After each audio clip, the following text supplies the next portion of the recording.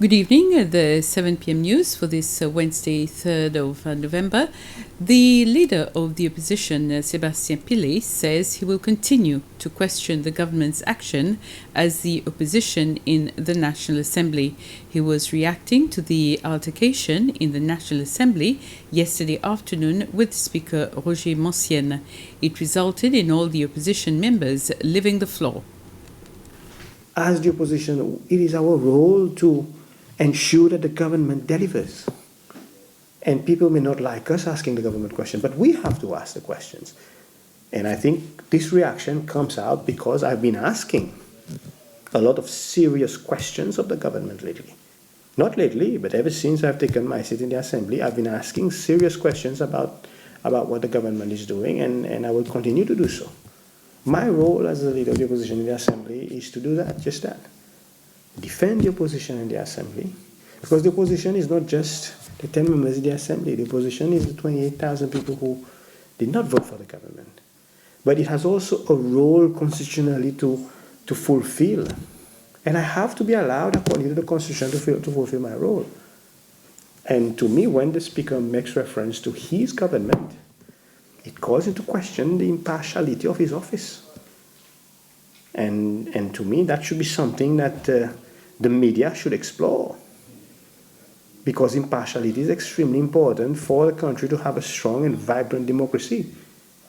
Otherwise, we go back to a one-party state, where the government and the Assembly becomes one. I'm not saying that is the case. I'm saying otherwise we go into that. So we have to look seriously at how we go forward, and my reaction was based on the treatment which I received. I sat there and received a series of arguments without even having uttered a word. If I had spoken and said something, yes, but I'd not spoken at all. I listened. And then as soon as I tried to speak again, my mic was turned off. And I was admonished again. So how far am I going to take it?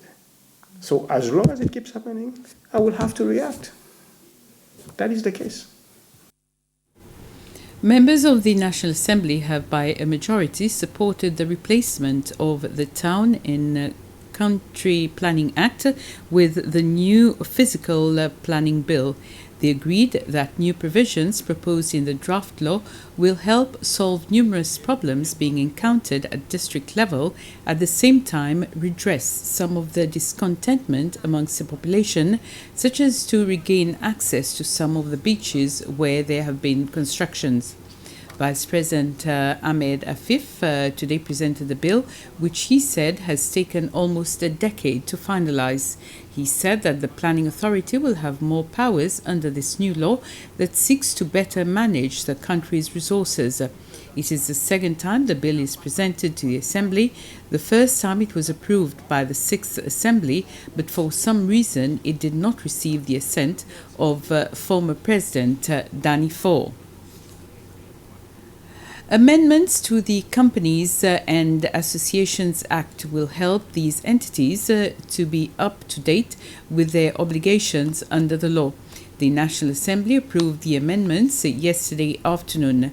Presenting the bill, Vice President Ahmed Afif said the amendments will offer the entities an amnesty until the 31st of July next year to produce their annual reports and audited accounts, pay the annual fee to the registrar, and penalties incurred because of the lateness of payments. He said the companies and associations found themselves in such a situation because of the effects of the COVID-19 pandemic last year and this year. President Wavel Ramkalawan met and interacted with the President of the United States, Joe Biden, whilst attending a roundtable discussion on understanding island climate priorities at COP26. The purpose was to discuss climate change, the priorities of SIDS, and how the U.S. government would assist. During the meeting, President Ramkalawan addressed two main issues: the direct assistance to SIDS through an easy, well-worked-out mechanism that would basically fast-track such processes and adopting a vulnerability index so that SIDS would assess based on the vulnerability of their situation instead of the hard-won economic gains which can be destroyed overnight as it happened to our tourism industry. Other pertinent issues like insurance, climate change, adaptation and mitigation were amongst issues discussed. The government has proposed 2 changes to the fees paid for gainful occupation permits, GOPs. The proposed changes are to increase the fee to 5,000 rupees for expatriates holding managerial or executive posts for more than 6 years. The other proposal is to reduce the GOP fee within the fisheries and agricultural sectors to only 25% of the total fee per month. Currently, expatriates require a fee of 500 rupees per month from their employer.